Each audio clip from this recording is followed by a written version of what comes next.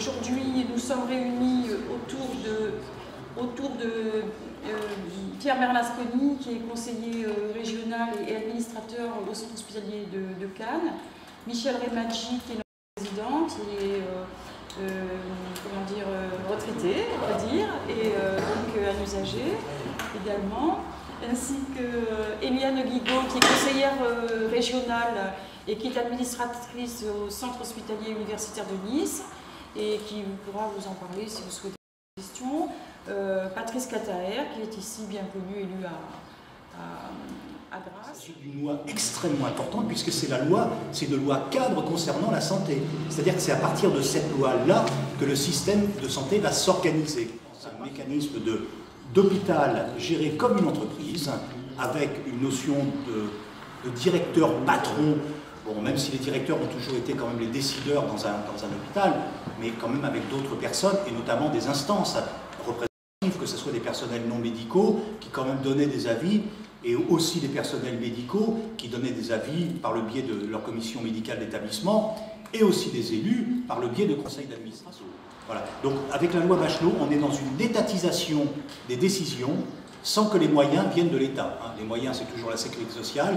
On décide de ce qu'il faut faire au niveau national, charge aux hôpitaux de se lier avec le mécanisme de la T2A pour augmenter leurs recettes, en diminuant leurs dépenses, enfin de trouver un équilibre, comme n'importe quelle entreprise productive, parce que le soin, maintenant, avec ces lois-là, et même avec les réformes précédentes, est considéré comme une marchandise. Alors les conséquences pour l'hôpital de Grasse, c'est depuis quelques années un hôpital qui, malgré une activité quand même très soutenue et qui est même augmenté très fortement, notamment dans les années 2000-2002, son activité, s'est retrouvé avec des activités qui se sont à peu près stabilisées, mais pas régressées, malgré des recettes qui sont inférieures à des dépenses, et ce n'est pas un hôpital qui, en termes de moyens humains, est surdoté, loin de là. Donc on se retrouve avec des déséquilibres qui ont amené aujourd'hui, par le biais d'une réglementation imposée à la direction, à faire un plan de redressement. Donc on s'est retrouvé avec un déficit pour l'exercice 2008 de 3,1 millions. Et donc l'agence régionale de l'hospitalisation a exigé, puisqu'on dépassait un certain seuil par rapport au budget global, en fait aux dépenses globales de l'hôpital, donc on était au-dessus de ce seuil de 3,5%, puisqu'on est à 4% de déficit, je dirais plutôt de manque de recettes, obligé donc de faire ce plan de redressement. Or, ce plan de redressement, il va peser sur la masse salariale à la hauteur de 60%.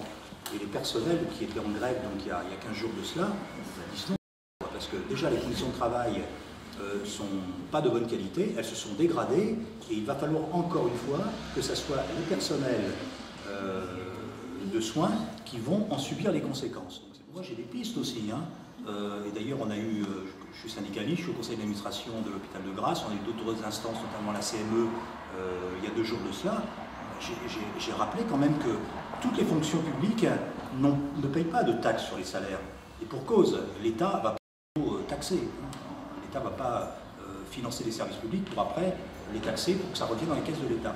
Mais par contre, l'État sait le faire pour les hôpitaux. Avec cet argent-là, il y a une partie qui part à l'État par le biais d'une taxe sur les salaires. Et pas qu'un peu quand même, 3,6 millions pour l'hôpital de Grasse quand même. Donc je vous ai dit que le déficit était 3,1 millions et la taxe sur les salaires, elle est de 3,6 millions. Donc ça veut dire que s'il y a vraiment des mesures politiques là, qui étaient prises pour dire c'est complètement anormal de taxer les hôpitaux au niveau des salaires, les hôpitaux ne seront pas en déficit. Le GIE, mais les GIE maintenant, on ne peut plus créer de groupement d'intérêt. Il y a un nouveau dispositif qui est mis en place, c'est le GCS, le groupement de coopération sanitaire.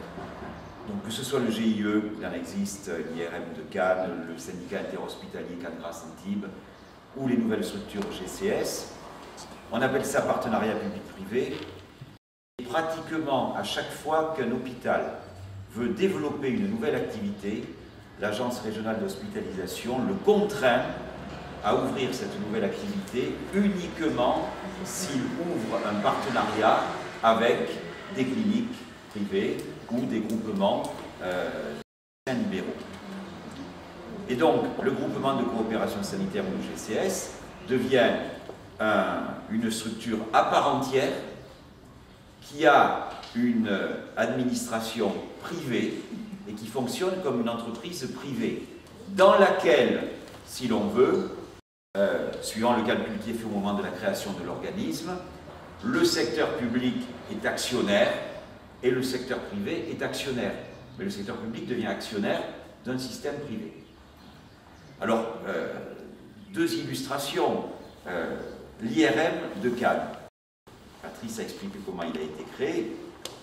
L'IRM de Cannes, je fais partie du comité de surveillance. Donc cet IRM de Cannes, 50% public, 50% privé, c'est pour les plages horaires. Et finalement, le dispositif qui permet le mieux de maîtriser les dépenses de santé. C'est plutôt été un des meilleurs du monde. En quelques années, en 7-8 ans, il est descendu au 8e rang. Donc on a vite perdu cette excellence, on a perdu cette excellence du service public. Alors pourquoi? Et du système de santé en général.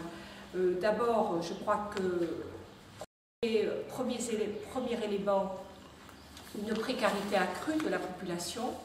Il faut voir que c'est parti des années 90 dans un cadre bien précis et que depuis les années 90, tous les gouvernements, hélas, y compris ceux élus en 97 avec la majorité de gauche plurielle en 97, ont poursuivi cette logique qui est une logique qui est imposée par la construction européenne, qui s'intègre parfaitement dans la construction européenne, qui est une logique de rentabilité à tout prix et de prix sur la santé, comme dans d'autres domaines, sur l'éducation. Le traité européen qui a été rejeté par une majorité de Français faisait partie du rejet de cette privatisation des services publics, notamment, on le sait. On a vu comment, avec le traité de Lisbonne, on revient à la même logique par-dessus le vote des Français, des Hollandais, donc de notre peuple en tout cas, et des Irlandais. Je crois qu'il va y avoir des élections européennes. Il faut que les citoyens s'emparent de ces questions.